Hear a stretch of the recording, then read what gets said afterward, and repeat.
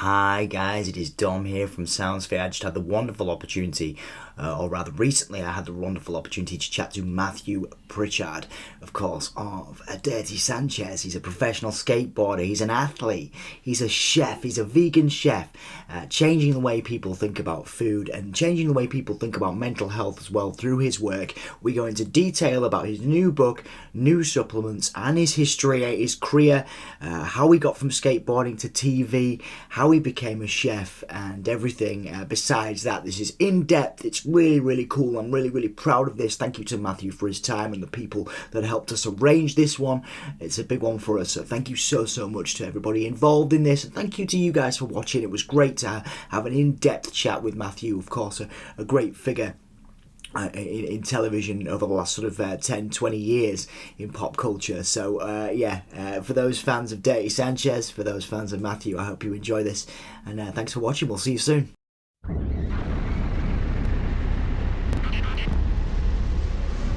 Fantastic, Matt. Honestly, like I said, off record, it is great to have you. Thank you so much for making the time. I have caught you on a Tuesday morning. It's all right. We're about 11 a.m. But how are you feeling? Are you ready to go? Yeah, I'm. Well, I start my days at 4 a.m. 6 days a week, Monday to Saturday, life depending. If I'm in my house, yeah. But anyway, I try and do 6 days a week. This morning, went to the gym. Have my coffee, pre-workout, go to the gym, then come back, and then I do my cardio in the house and jump on the Zwift and hot bike for an hour for a good sweat off, and then I'm off. Then start my day full of beans. That's it, man. That's it. Like I say, it's it sounds like a very, very busy life, and we're going to talk a little bit about that in a minute. But before we sort of start off, talking about the book and what you've got coming up, I want to go back a little bit. And you've done quite a lot of reflection in different interviews that you've done over the years and documentaries, of course, for the BBC and other places.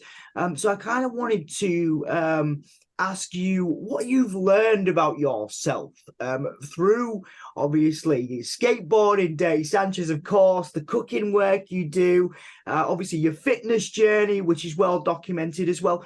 What have you learned about yourself? How would you say you've changed and developed from the very beginnings of your entertainment career to where you are today in 2023? Whoa, man, that's a good question. What have I learned? And I don't know, man. I mean, I know I'm somebody that doesn't give up very easily. I'm a stubborn bugger. Even though there's loads of days where I just think, I'm just going to chuck the towel in. I just can't. I can't do it. I have to keep going. I think I'm like an overachiever. And some people say you need to slow down, and I can't. I've tried to slow down. Nothing I ever do is in moderation. It's either all or nothing. That's something I've learned about myself. Yeah. I'm recently a year into sobriety as well. Another thing I've learned about myself is that, I am that person that you've seen for many years in Dirty Sanchez. That is not the guy that you really see. I am, I'm a very shy guy. I'm very quiet, who likes his own company. Being around people I find pretty hard.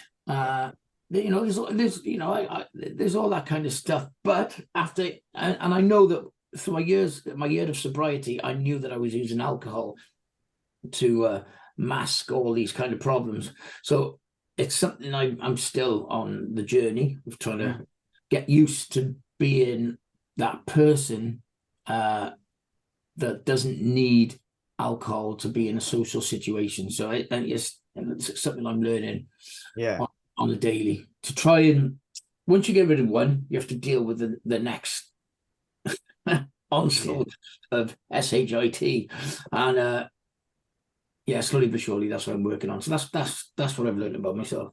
Yeah, it's a journey and quite a succinct answer in terms of, again, just reflecting on that year of sobriety. And congratulations, man. Thank you. It moves on nicely to another question I have. So we work with a lot of people with neurodivergence, with disability. I myself have cerebral palsy. And you've talked about different things that have given you motivation over the years, like running, you've said is a really powerful thing for you. Going to the gym, of course. I remember there was an interesting quote once where you said GPs should be handing out gym memberships rather than medication, depression medication, things like that. Now, I wonder, aside from running, aside from going to the gym, are there any people, places, motivations that you use on a daily basis that might help to inspire someone who is just struggling to get out of bed? Maybe their day looks a little different. Maybe their physical mobility isn't great, or maybe they've got some neurodivergence that kind of really means that they struggle to find that motivation to maybe go physical and go to the gym, run, things like that. What kind of motivations do you use that are kind of less physical, I guess, less about going to the gym? Are there any specific people, places, things that you like to do, Matt? Yeah, that's a good question. Actually, it's World Mental Health Day as well as today. And I was actually thinking to myself, I was actually going to do a video for my socials about exactly what you were just talking about. For me personally, I've realized that I need the gym. I need to be outdoors. I need to do all these kind of things because I know that if I don't do it, it's my head goes south, and I know that. So I have to do it. And it's sometimes, like this morning, I didn't want to get up at 4 o'clock.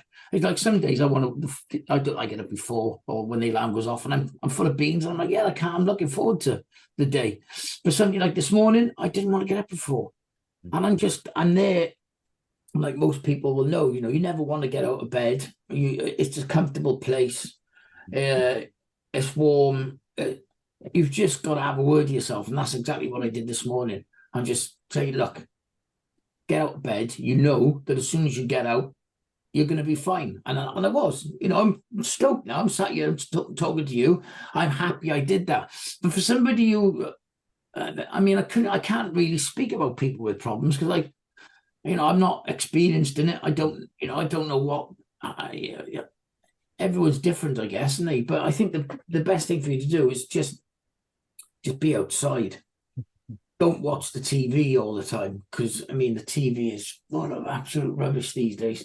Unless I'm on it cooking, of course. Yeah. No, but this I don't know. Definitely don't watch the news and try not to scroll on your social media and all that kind of stuff. Sort of it's rich coming for me. Try and be present and stuff. Because even though I do all this kind of stuff, my head is just 100 miles an hour, and that's another thing for me anyway. I can't sit there for too long with my own thoughts. If I sit there for too long with my own thoughts, I drive myself crazy, and I think things that are not even happening are not even there. So yeah, and I'm sure there's a lot of people that can relate to that as well. Yeah, absolutely. And you mentioned there, obviously, turning off the TV, and kind of being outside, being present. And, obviously the TV and entertainment gave you what gave you your fans, gave you your, a lot of the success you found. So I wanted to ask you, through the interviews that I've seen and the references, it doesn't seem to me, Matt, that you miss the celebrity side of things, but I didn't want to state the obvious. I didn't want to assume and put words into your mouth and say, oh, you're completely uninterested in that side of things anymore. Do you miss any part of the celebrity lifestyle that came with that early part of your career, and your massive hair, but certainly the celebrity lifestyle? Do you miss any part of that, or did you just not come into your awareness at all these days? Back in the day, I absolutely loved it. I've always said that it was absolutely, I loved every single bit and minute of it. But then now, as I get older, I don't, if anything, and don't get me wrong, when people recognize me in the street, it's really nice and stuff. But I just try and avoid I try and avoid this weird, because my missus said, you're the most flamboyant Introvert. you're the most flamboyant introvert I've ever met. Because I mean, that was, again, when I was drinking, I was this, I used to wear all kind. I mean, I'd still, even if I'm not drinking, I'd still wear quite flamboyant clothes and stuff. But I'd be the life and soul of all the party, but then inside, really, I'm just this introverted person who just like to stay away from all of it. So I used to like it. I'm not a massive fan of it anymore, although I do appreciate it when people, when people are fans of what you do and stuff. That's great. And I always give everyone the time of day, and I did back in the day as well. And but yeah, I'm more, if to answer your question, I'm more happier on my own in the field in the middle of nowhere with my dog. That's just the peaceful life, and that's why I go to the gym early in the morning, because there's nobody in there. If anything, I try and hide from crowds.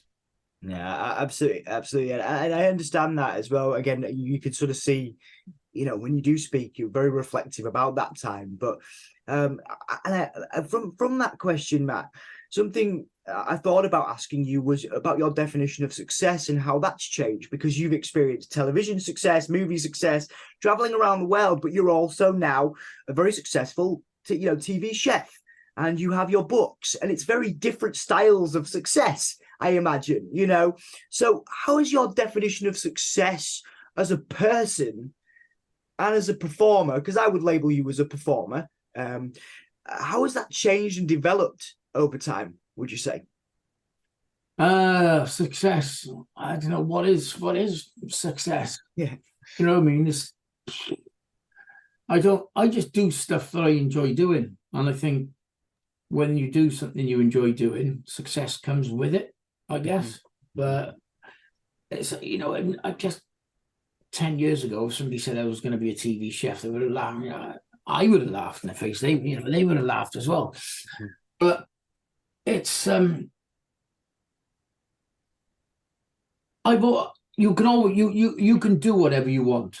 You've just got to I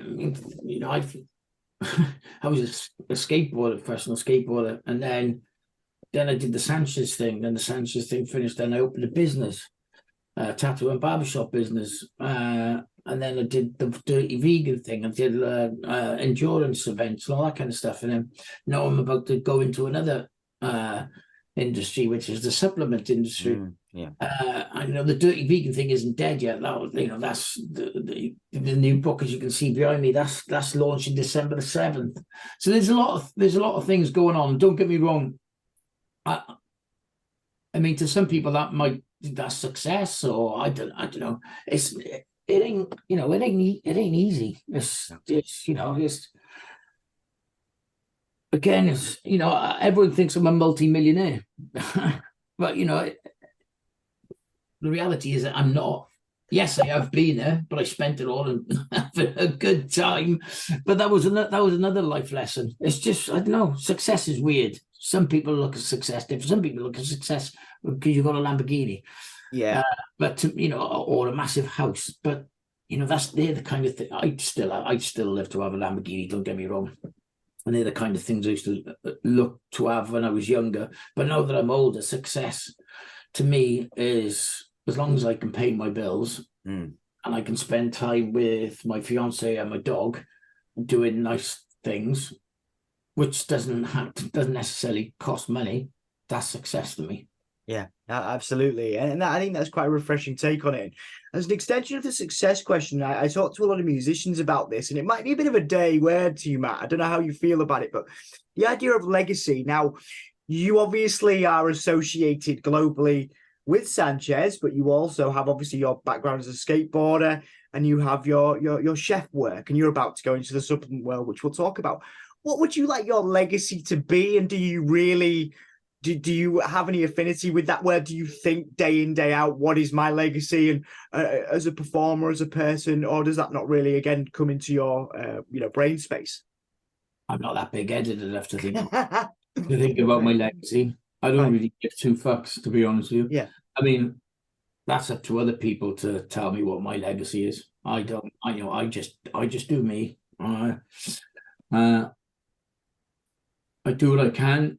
Yeah. Keep myself entertained, keep myself happy, keep my loved ones happy, and what I do day to day. If people, well, yeah, I don't know. I don't really know what to say. I just leave it up to others to think what my legacy is. I couldn't really give two fucks. Yeah. It's it's a very real and raw response. Musicians, sometimes musicians have a different viewpoint because they've got that, the album and stuff, but then, or a set of albums and you've got, the Dirty Sanchez portfolio and your skateboarding work and the TV stuff. So that's where that question came from. But it sounds like you kind of, again, you're kind of just like doing what you want to do in the moment. And then it's up to other people what they think about that, years down the line. Yeah, exactly. Yeah. Okay. Exactly. Okay. Before we, as I say, we're going to talk about the future, the last few questions, but you want to harken back to the first question, really, with a similar line, and that's what would you tell yourself now if you were sat in front of 2003 Matt, Sanchez Matt, skateboarder going into TV. If you were sat in front of him at the moment, what kind of things would you say to that person, if you don't mind me asking? Like, have you thought about that, or in this moment, what kind of things would you say to that person? You're not going hard enough. Right. Well, you're not going hard enough, and slow down, son. Right. Yeah. But so I'm sort of contradicting myself by saying that. But yeah, it's sort of a mixture of the both, really. Slow down, you're not going hard enough. But yeah, I don't know. I look back at my old self, and I don't regret any of it. I've had a wild time, and I should be absolutely, I am. I feel really lucky to have been able to live that kind of lifestyle, because that's a lot of people dream of living that kind of lifestyle, and I'm fortunate enough to say that I've been and I've done it, and loved every minute of it. Fantastic. Yeah, it is great to look at as someone that's watched that stuff, to see where you are now. You've lived both sides of life. You can now relax, or well, not relax. That's the last thing you're going to do. But you can say you've done it, and it's now on to the next thing. It doesn't sound like you define yourself by your past by any stretch. No, I sort of see a pattern with my life. I sort of get into something, and then take it to as far as I can possibly go. Yeah. And then I go, all right, I've done it now. Right, next. Yeah. And I start the next thing. It's like with triathlon and stuff. I still do triathlon. I absolutely love it. But that it from 2011 was my first Ironman, and then I realized there was a double. Then I realized there was a triple. So I thought, oh, I'll take that one off. And of course, and then I found out the ultimate was a Deca, which was 10 Ironman. So slowly but surely over the years, I worked my way up. And then once I ticked that Deca off, it's almost like I complete, like a computer game. Yeah. It's like I completed it, mate. That's what it felt like to me. So, and then it's on to the next then. Yeah, that's it. It keeps your brain motivated, and keeps your body and your heart motivated as well. Absolutely. It's like, I rode the Atlantic Ocean in 2021, and I knew in my head, I thought, well, once I've done this ocean, I know what I'm like. I'm like, well, I'm gonna have to fucking do a bigger one. Yeah. And luckily, I managed to get that opportunity. I'm actually doing the Indian Ocean next year. So yeah, man, from Perth to Mombasa in Africa. Wonderful, mate. Well, I have to catch you when you do that one. I'm about to do that one because it is exciting. Again, for people watching or listening or reading, however they're consuming this, it's cool because you are, you're not resting on your laurels. You're not relying on previous success. What you're doing is you're staying motivated. You're staying creative, and I think that's obviously we're going to talk about the book in a second, and that 4 or 5 more questions now, and I do want to do a bit of plugging for that new book that's coming out in December. What are some of the best things about producing a book? Because people look at you again, this is my perception. So of course, correct me. But people look at you as, they'll be like, oh, athlete, skateboarder, stunt guy, but you're doing these books and obviously very successful, very renowned, and I wonder what's it like for you to create a book. Obviously the new one's coming out, Fast and Easy. You've obviously got a portfolio behind you as well. How does writing a book and developing these cooking shows, how does that push you in new ways as a performer? Because it feels like, to me, you've probably figured out all the ways to push your body, your mind, the triathlons, the stunts and everything. But this is kind of a new creative, or it was, I guess, when you first started it. But I'll go back to the original question.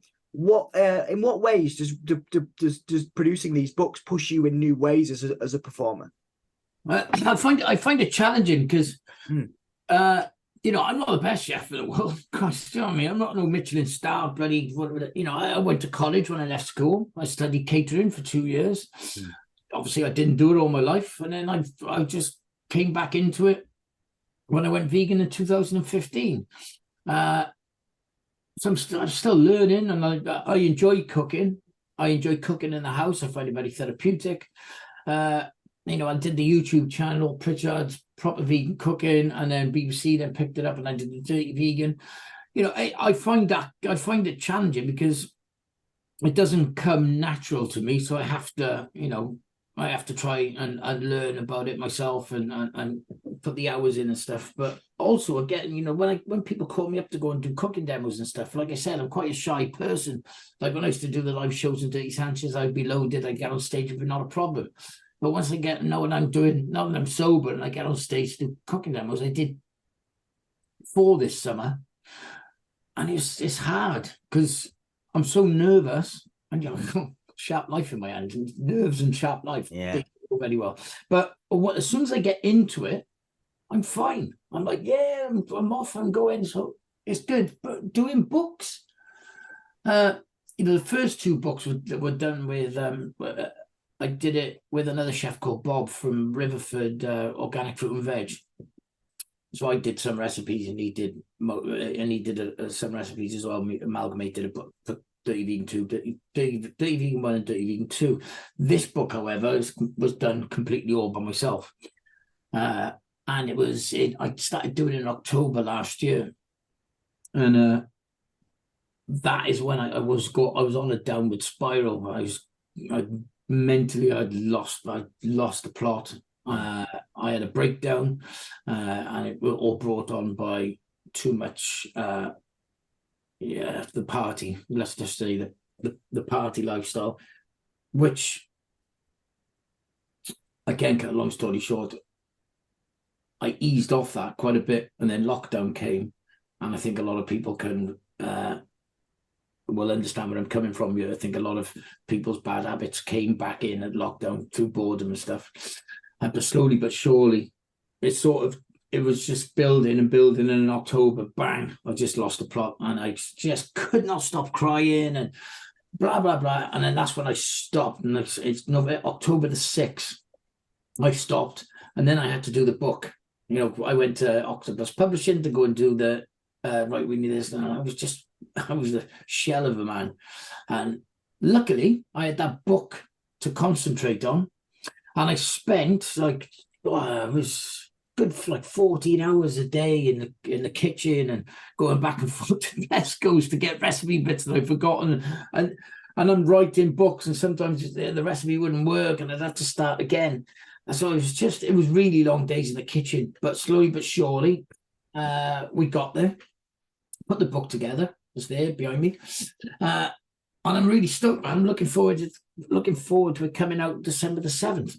Yeah, absolutely. And just like I say, just reflecting, and I appreciate your honesty there, Matt. The year, making that decision to stop, and put yourself, and challenge yourself to do this book. It must have been very, very difficult for you. So I hope you could see it in my face. Like, I'm genuinely, that's, congratulations on doing that, because it's not easy to deal with those things, I'll squeeze an extra one in because, like I said, I've got 3 or 4 more before we finish. But you mentioned that social anxiety, that's not social anxiety, that anxiety around getting on stage and sort of doing that. Now you don't have the crutch, as it were, booze, etc. And I wonder, again, for anybody who maybe does still deal with some social anxiety, what tips have you got, because you've still got to get on the stage, no matter how anxious you're feeling. You've still got to perform, no matter how anxious you're feeling. So obviously you've got the added incentive that you don't want to chop any body parts off with a knife. But what tips have you got for anybody that is struggling and wants to get out, maybe sees what you do, is inspired, wants to have a YouTube cooking show, or wants to go out and perform? What tips have you got? Maybe 1 or 2 for anybody who. I mean, look, you've just got to do it. Yeah. It's as simple as that. My anxiety gets so bad it's visible on stage until I relax into what I'm doing. So I hope people can listen to that and realize, because they must really look at me and think I'm just this confident guy that just whaps on stage. So just so everyone knows, you're not on your own. I get that, and like I said, I'm visibly bad, so I'm not. Yeah, if I do that, then we're not all perfect, and the more you sit in the house and ignore it, the worse it's going to get. You just have to grab life by the bollocks and get out, and that is the unfortunately that is the only way. And you do that over and over and over again. It becomes a habit. You get used to it, and then you go, all right, and then you don't even think about it. So it's to get over that hurdle, you have to keep doing something over and over again. And if you keep drinking over and over again, you get yourself a drinking habit. If you do drugs over and over again, you get a drug habit. If you do life constantly over and over again, you get a life habit, and that means your anxiety eases, and it sort of becomes second nature, leaving the house and trying to deal with people and social anxiety, and all that kind of stuff. And I say that, and I still struggle with it, but I'm not as bad as what I was, because I got out and I got on with it. Because you're doing stuff. Absolutely, man, absolutely. And in terms of sonic motivation now, because obviously we do a lot of work in music and the arts, and I wonder if you're in the gym or you're in the kitchen, maybe you've got to find motivation to do one of these, to do the book, when you're all these hours in the kitchen. Do you have a soundtrack, 2 or 3 songs or an album that you go back to and you've consistently gone back to? I know that, of course, music was incredibly tied to Sanchez, and of course that that pop culture at that time it was hugely tied together. But for you personally, do you have an album or a couple of songs that you go back to for motivation when you're in the kitchen, in the gym, or elsewhere? Well, in the kitchen, when I did the book, I was listening to BBC Radio Wales. I was Wyn Evans, the Go Compare guy, Jason Mohammed. Listen, weirdly, I just had that in the background.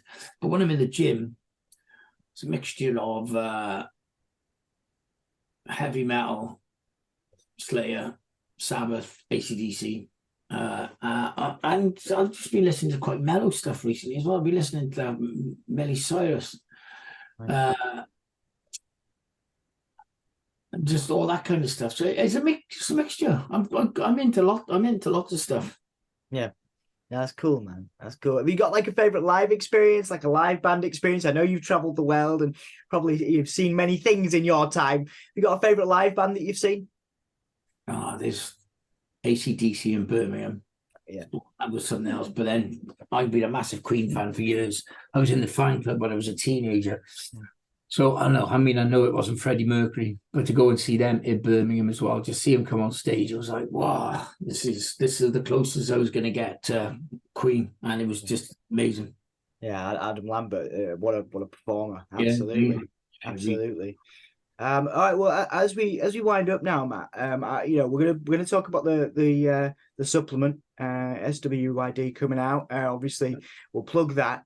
But what is your message to the people that have supported you, stayed with you since Sanchez, are buying your books, are really, getting behind what you do?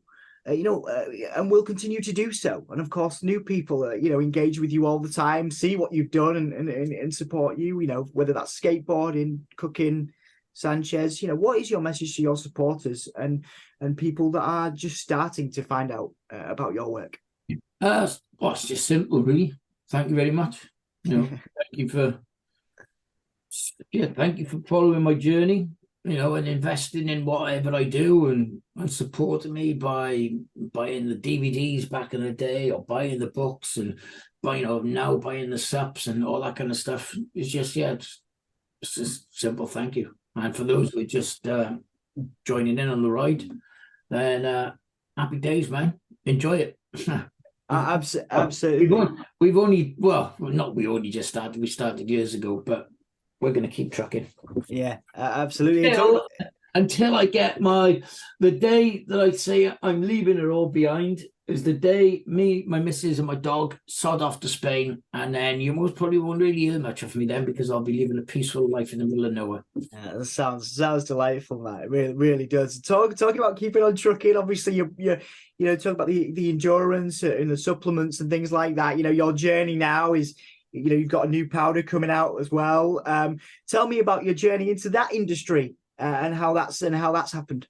It's weird when you say you got a new powder coming out because the powders I used to take many years ago were not very differve. Yes. So to clarify, the powder I'm talking about now. I've got a supplement company starting. We're starting with 3 products. We got the pre-workout. We've got the Hydra V, which is the hydration powder for the when you're in the gym and your water bottles and stuff, and we got the vegan protein powder. Why did I start it? Because I was tasting a lot of vegan protein powders and they were absolutely rank. They were gritty, or the taste was absolutely terrible. I just wanted to bring something to the market which people could enjoy, not just vegans, for everybody. And I've been working with Mark from CSM Supplements in Cardiff. He knows his stuff, and we've come up with an amazing protein shake, which is just, we got pancake batter and it's absolutely banging. The pre-workout is proper, slaps you in the face as you go into the gym, and the Hydra V is good as well. But off the back of all this, this is just the start. I've got so many more ideas to come off this off the back of this supplement company. And like I said, the Dirty Vegan thing's not dead because we were going to start the Dirty Vegan food brand. That took a backseat for various reasons, which I can't go into, but that will then be launching off the back of this as well, going into the future.